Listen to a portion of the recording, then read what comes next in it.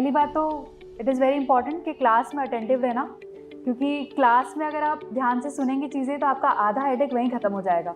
क्योंकि जो conceptual clarity की हम जो बात करते हैं, बाद में चीज़ें समझ नहीं आ रही, याद नहीं आ रही, वो कब होता है जब हम क्लास में डिस्ट्रैक्टेड होते हैं। So it is very important to clear your concepts in the class. And अगर कोई भी डाउट्स हो रहे हैं तो तुरंत आप क्लास के बाद जाके अपने टीचर से पूछ लीजिए एंड क्लियर कर लीजिए। First was my focus was on conceptual clarity in the class itself.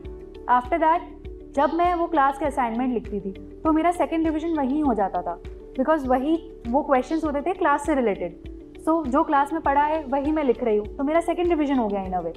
And बाद में अगर जो क्लास नोट्स प्रिपेयर किए हैं तो सपोज 1 हफ्ता या 15 दिन हो गए, एक सब्सटैंशियल चंक खत्म हो गया है क्लास में, एक टॉपिक खत्म हो गया है, फिर उसका रिविजन करके एंड उसके शॉर्ट नोट्स बना लेना।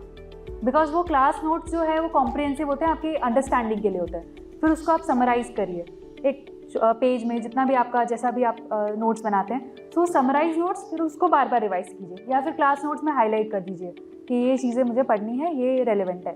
So this way it helps during the foundation course.